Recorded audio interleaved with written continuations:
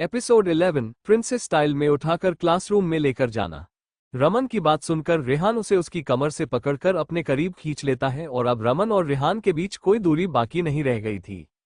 इस वक्त रमन पूरी तरह से रेहान की मजबूत बाहों में था और रेहान की हाइट रमन से लंबी थी। रमन रेहान की गर्दन से ऊपर तक आता था और इसीलिए रेहान उसकी तरफ हल्के से नीचे झुकते हुए देख रहा था। इस वक्त रमन बिल्कुल रेहान की बाहों में एक प्रिंसेस स्टाइल में खड़ा था। रमन की बात सुनकर रेहान उसकी तरफ ठंडी आंखों से देखा है और कहता है, मैं तुम्हें इसे बात का जवाब देना जरूरी नहीं समझता हूं। जब तुम्हारे लिए मेरी बातों का कोई जवाब देना ही जरूरी नहीं है तो तुम मेरे साथ कर क्या रहे हो? जाओ ना, वही अपना सारा ध्यान दो जहां तुम अक्सर देते हो, जाकर लाइब्रेरी में बैठो। वैसे भी तुम्हें तो एक लायक इंसान बनना है ना, रमन ने कहा। कहते हुए रमन ने रेहान से आंखें फेर ली और रेहान ने भी इस बार रमन की बात का कोई जवाब नहीं दिया और उसे इसी हालत में छोड़कर कमरे से बाहर चला गया। रात को तकरीबन 2 बजे आहना अपने पापा के घर से वापस आए। जब वो घर आए तब घर में सब सो चुके थे। सिर्फ उनके घर में काम करने वाली आंटी की ही आहना के आने की आवाज से आंखें खुली। आहना इस वक्त अपने घर के हॉल में सोफे पर बैठी थी और उसके पैर आधे टेबल के ऊपर थे और उसने एक सिगरेट जला रखी थी। जब आंटी ने उसे इस तरह देखा तो उसके पास आते हुए बोला, तुम आ गई बेटा, मैं तुम्हारे लिए खाना लगा दूं। क्या आप मेरे लिए अब तक जाग रही थी? आहना ने पूछा। नहीं, मैं सो गई थी, लेकिन तुम्हारे आने की आवाज से मेरी आंखें खुल गई।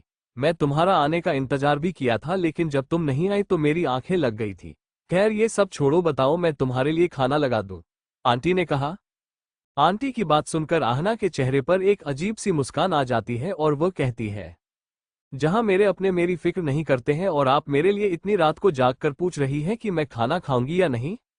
ऐसा नहीं है बेटा, तुम्हारी परवाह यहां हर कोई करता है, बस तुम्हारे गुस्से से यहां हर कोई डरता है, आंटी ने कहा। आंटी की बात सुनकर आहना को जोरों की हंसी आ जाती है और वह अपने दोनों पर टेबल से सोफे पर पटकते हुए कहती है, क्या आपने कभी सुना है कि मगरमच्छ को छिपकली से डर लग रहा है? या ये भी पहली बार आप मुझसे सुन रही है? आहना की बात सुनकर आंटी चुप हो जाती है और वो कुछ नहीं कहती है। तभी आहना का ध्यान जाता है कि आंटी के हाथ पर चोट लगी है और वो जल्दी से खड़े होकर पूछती है, क्या हुआ आंटी, आपके हाथ पर ये चोट कैसे लगी? कुछ नहीं बेटा, बस ऐसे ही काम करते वक्त लग गई, आंटी ने कहा। तभी आहना को याद आता है कि गुस्से में जाने से पहले उसी ने आंटी का हाथ तेजी से झटका था और उसी वजह से उनके हाथों में चोट लगी होगी। आप मुझसे झूठ कह रही हैं ना आंटी? मुझे पता है ये चोट आपको मेरी वजह से लगी है, आहना ने कहा और उठकर फर्स्ट एड बॉक्स लेकर आई और आंटी के हाथ पर बैंडेज लगाए।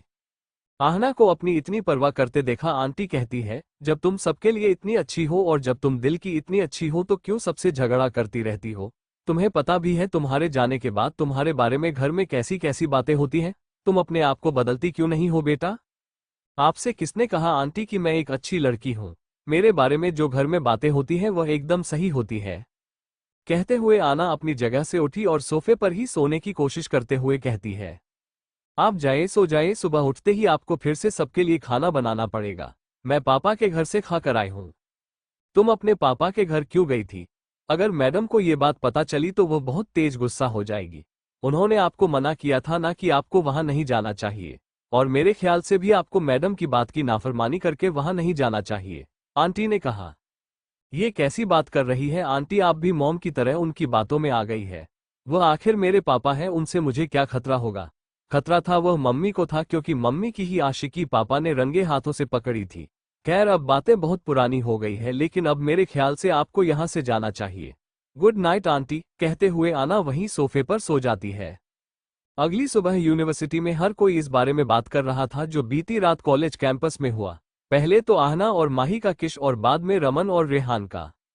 इस बात को लेकर सब वहां एक के बाद एक बातें किए जा रहे थे और यह बातें रेहान से भी नहीं छिपी थी। जहां रेहान लाइब्रेरी में सुबह ही पहुंच गया था, उसके पीछे भी यह सब बातें हो रही थी, जिन्हें आराम से रेहान सुन पा रहा था, जिसे सुनकर उसके चेहरे पर सिर्फ एक मुस्कान आई और वह हार मानते हुए अपनी गर्दन हिलाता है और वापस से अपनी बुक्स को पढ़ने लग जाता है। उसे कोई फर्क ही नहीं पड़ रहा था कि लोग उसके बारे में क्या बोल रहे हैं क्या नहीं। लेकिन वहीं दूसरी ओर रमन का तो अब अपने कमरे से बाहर आना तक बंद हो गया था।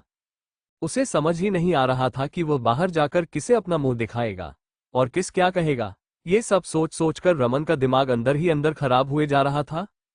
तभी सुबह सुबह उसको उसके कमरे से लेने आहना आई और जब उसने उसे इस तरह टेंशन में घूमते देखा तो आहना को उसकी हर हालत पर हंसी आ गई।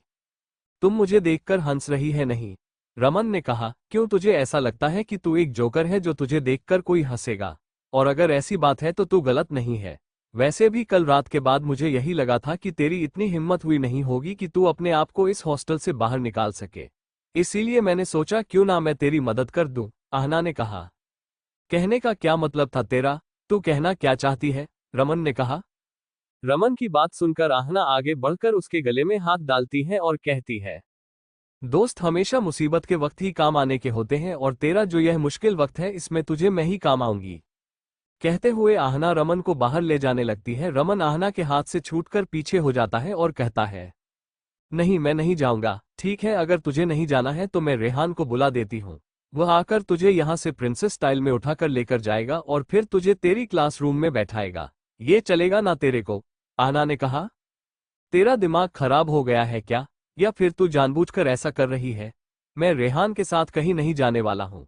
पहले ही उसने मुझे पूरी यूनिवर्सिटी में मुंह दिखाने लायक नहीं छोड़ा। अब तो ये रही सही कसर भी बाकी करवा देगी तो मेरे पास खुदकुशी करने के सिवा कोई और ऑप्शन नहीं बचेगा, रमन ने कहा। बाहर तो तुझे निकालना ही होगा, ऐसे कब तक तू चुप कर बैठा रहेगा? आहना ने कहा और जबरदस्ती रमन को कमरे से बाहर ले जाने लगी। जैसे ही रमन कमरे से बाहर आया और कॉलेज के कॉरिडोर में आहना के साथ चलने लगा, सबकी नजरें रमन पर टिकी हुई थी और रमन अब बहुत ज्यादा एम्बारसमेंट फील कर रहा था। इसीलिए उसने अपना मुंह छुपाए और भागते हुए उसे कॉरिडोर से दूर भाग गया। उसे इस तरह भागते देख सब लोग हैरान हो गए थे और आहना को तो उसके इस अनाड़ीपन पर हंसी आ रही थी। और भागते भागते ही रमन वापस से माही से टकरा जाता है और दोनों वहीं जमीन पर गिर जाते हैं। Chapter and. अगला एपिसोड। आहना ने मारा माही को रमन की तरफ धक्का और माही ने जड़ा आहना को थप्पड़। कृपया लाइक, कमेंट और रिव्यू देना ना भूले। Thank you.